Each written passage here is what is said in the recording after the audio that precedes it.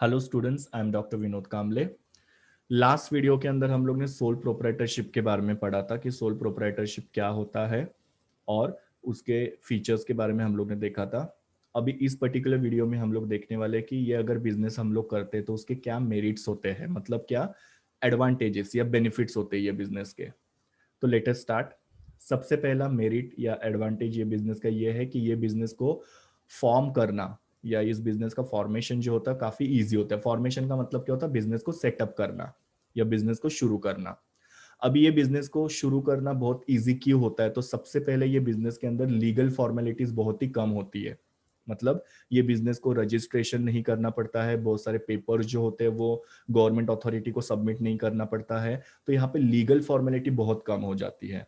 और जब legal formality कम होती है तो वहां पे आपका टाइम, मनी और एनर्जी, तीनों चीजें आपकी बच जाती है।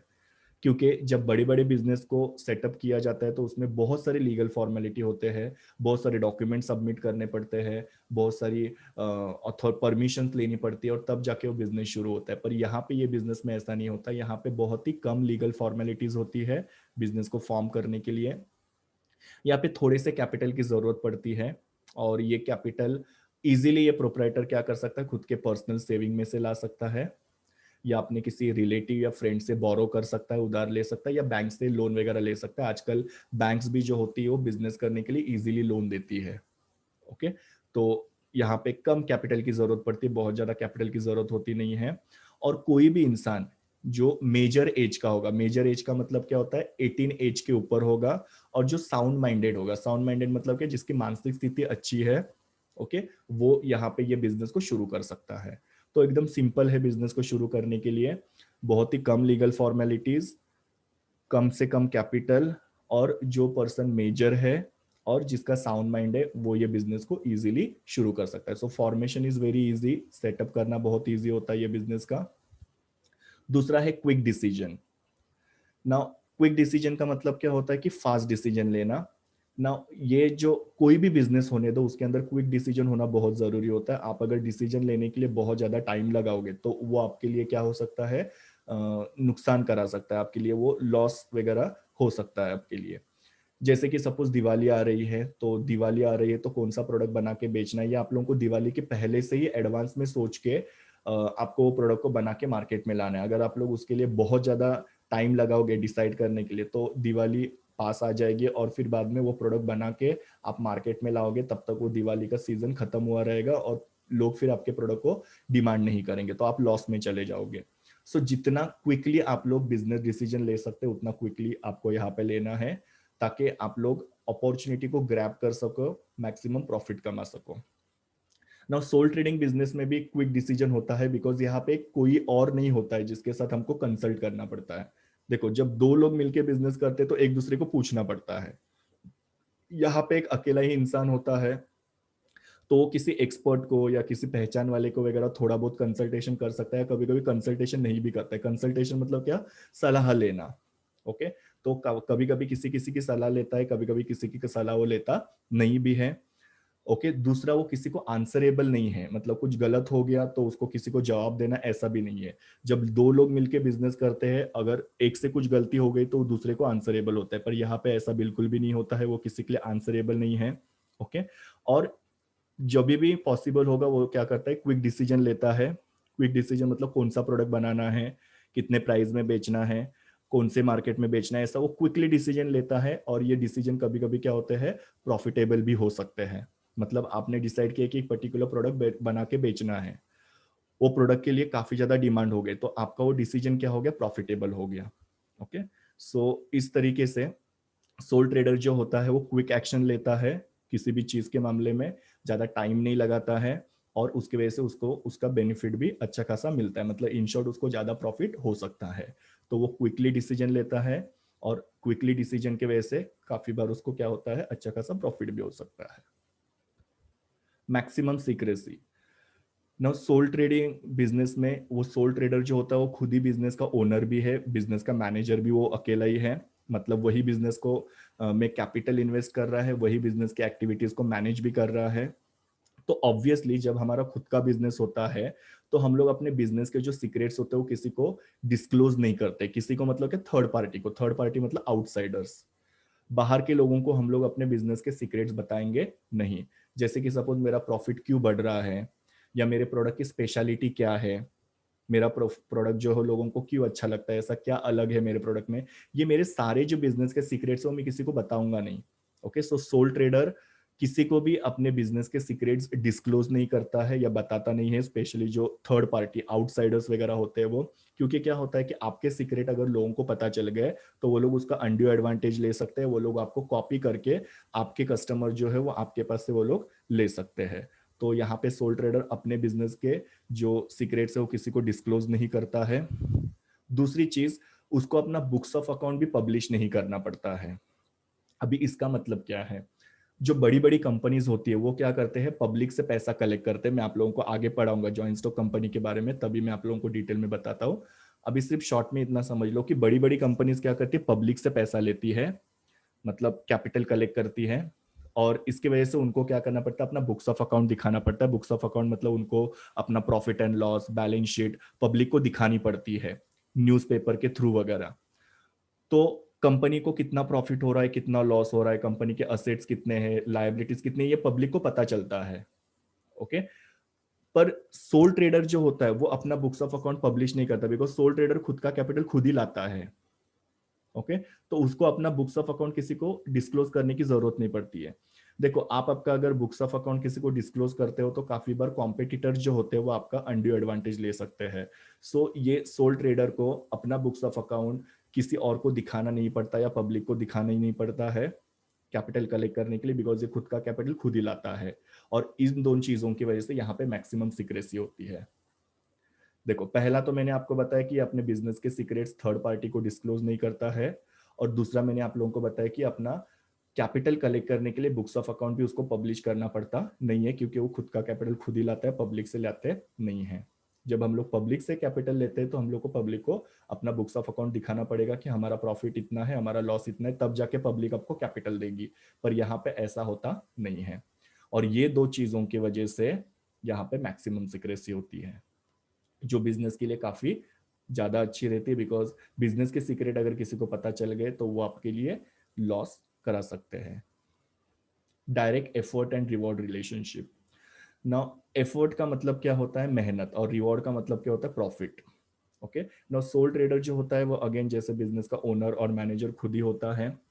उसको पता है कि वो जितना ज्यादा एफर्ट करेगा, मतलब जितनी ज्यादा मेहनत करेगा, उतना ज्यादा उसको रिवॉर्ड मिलेगा।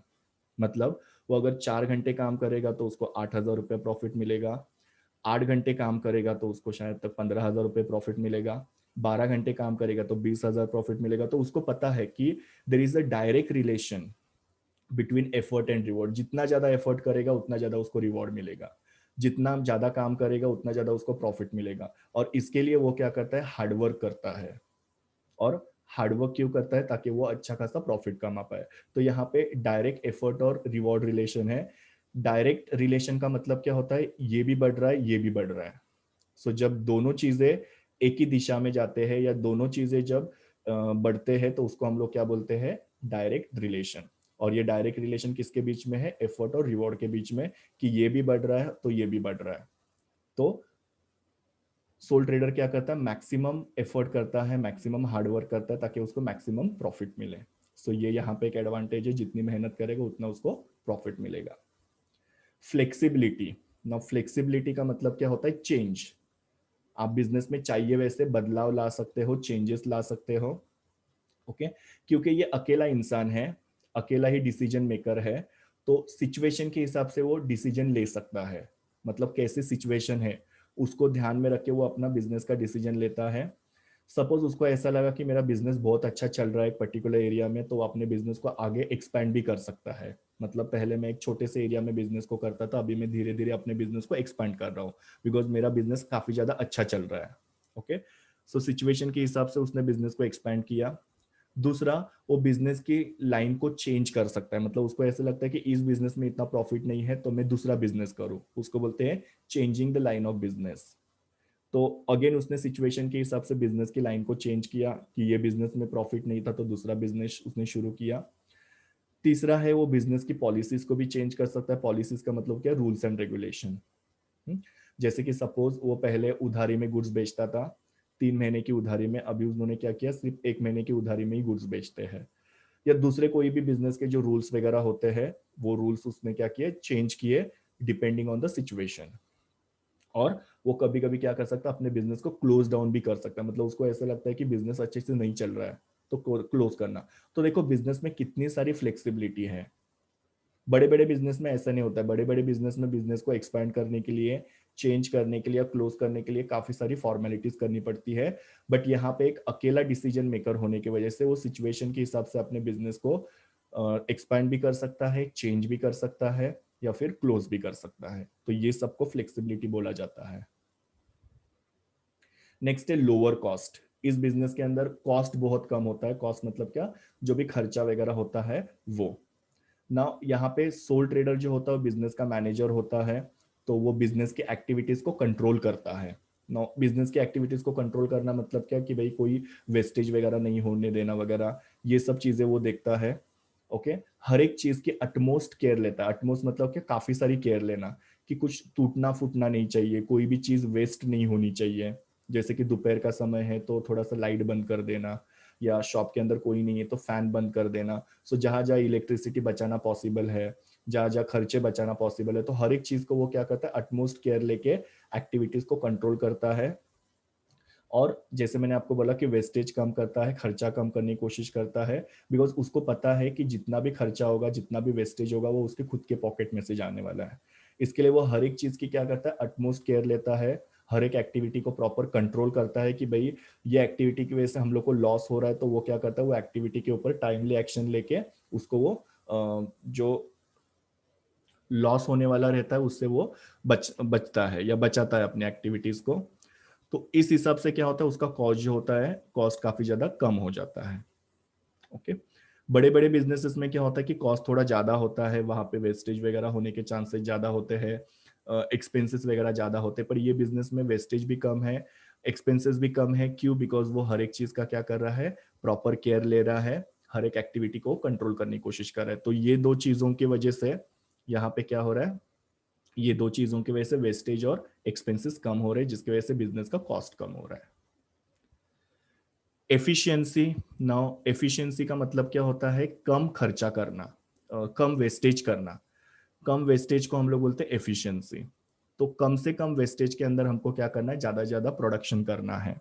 सो सोल ट्रेडर ऑब्वियसली, जैसे मैंने अभी बताया, कि उसको पता है कि सारी, अगर कोई भी चीज वेस्टेज होती है तो उसके पॉकेट में से ही जाने वाला है। तो वो क्या करता है, कम से कम वेस्टेज करने की कोशिश करता है।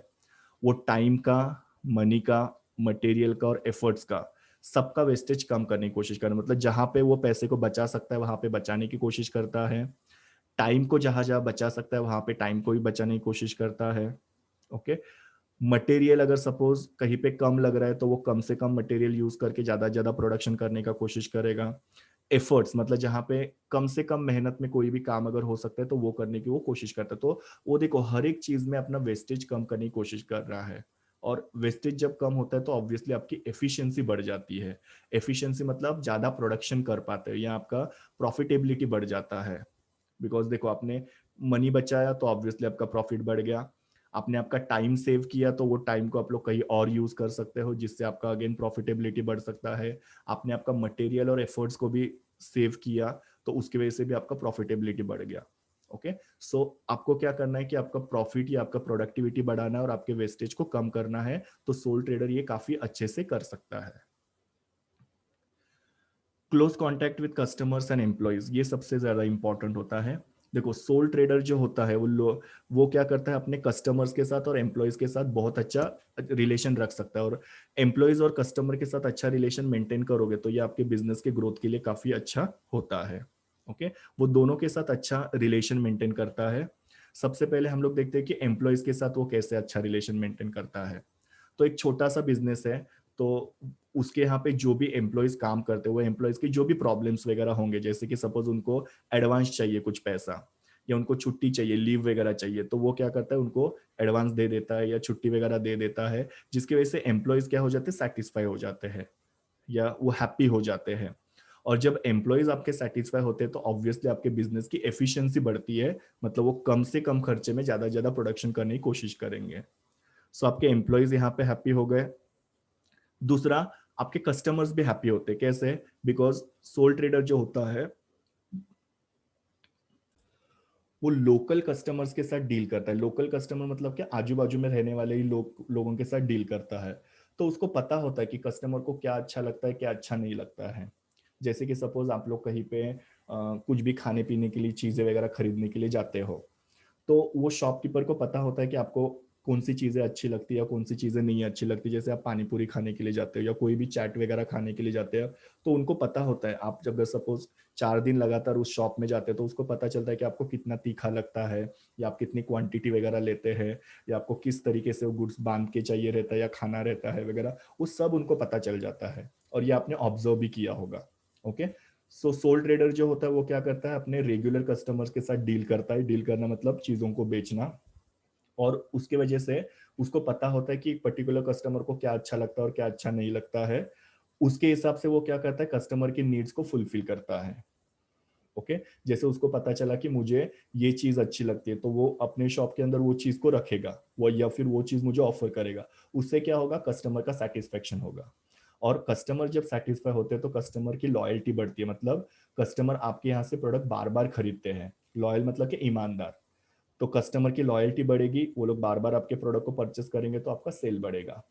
तो इसके हिसाब से सोल प्रोपराइटर क्या होता है? अपने कस्टमर के साथ और अपने एम्प्लॉयज के साथ अच्छा रिलेशन मेंटेन कर पाता है। और जब आपके एम्प्लॉयज और कस्टमर दोनों खुश हुए तो आपके बिजनेस का प्रॉफिट बढ़ने में हेल्प होता है। ये सारे एडवांटेजेस थे ये पर्टिकुलर बिजनेस करने के, जिसको सोल प्रोपराइटरशिप बोलते हैं। ये मेरे यूआरएल है जहां से मैंने इमेजेस ली हैं। Thank you students, please do like, share, comment and subscribe to my YouTube channel, and also recommend my channel to your friends. We will meet in the next video.